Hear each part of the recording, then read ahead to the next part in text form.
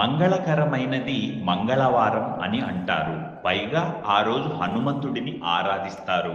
అయితే మంగళవారం నాడు కొన్ని పనులు చెయ్యొచ్చు, కొన్ని పనులు చెయ్యకూడదు.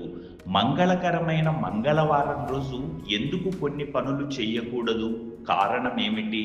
ఆ విషయాలను పరిశీలిద్దాం. మంగళవారం కుజునికి సంకేతం. కుజుడు ధరిత్రి పుత్రుడు. భూమిపై నివసించే వారికి కుజ ప్రభావం ఎక్కువగా ఉంటుంది. కుజుడు ప్రమాదాలకు, కలహాలకు, నష్టాలకు కారకుడు. అందుకనే సాధారణంగా కుజగ్రహ ప్రభావం ఉండే మంగళవారం నాడు శుభకార్యాలు తలపెట్టరు. మంగళవారం గోళ్లు కత్తిరించడం, క్షవరం అలాంటివి చెయ్యకూడదు. అప్పు ఇస్తే ఆ డబ్బులు మళ్ళీ రావడం చాలా కష్టం. అప్పు తీసుకుంటే అది అనేక బాధలకు, అనవసరమైన పనులకు ఖర్చు అయిపోయి తీరకపోయే ప్రమాదం ఉంది. కొత్త బట్టలు మంగళవారం నాడు వేసుకోకూడదు.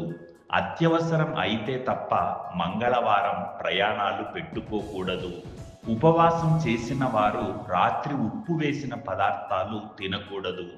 మంగళవారం నాడు తలంటు స్నానం చెయ్యకూడదు. దైవ కార్యాలకు విద్య, వైద్య, రుణాలు ఎప్పుడైనా ఇవ్వవచ్చు.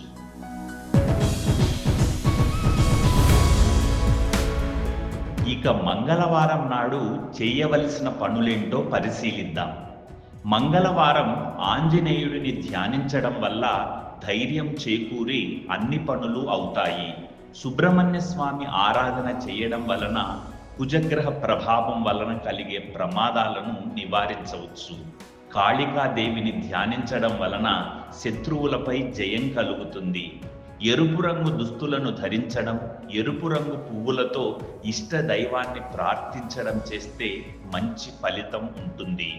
జాతకంలో కుజగ్రహం వక్రదృష్టితో చూస్తే ఎరుపు రంగు దుస్తులను ధరించరాదు.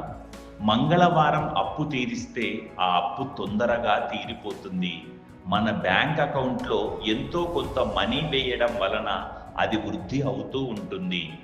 మంగళవారం రాహుకాలంలో అంటే మధ్యాహ్నం 3 గంటల నుంచి 4 గంటల 30 నిమిషాల వరకు దుర్గాదేవి దర్శనం, దుర్గా స్తోత్ర పారాయణం చేయడం వలన ఆధ్యాత్మిక శక్తి పెరుగుతుంది. హనుమంతుడికి సింధూరంతో పూజించడం వలన, సుబ్రహ్మణ్య స్వామికి 11 ప్రదక్షిణలు చేయడం వలన దోష ప్రభావం తగ్గుతుంది. ఇవి మంగళవారం నాడు చెయ్యాల్సిన పనులు, చెయ్యకూడని పనులు. విశ్వసించేవారు పాటించవచ్చు.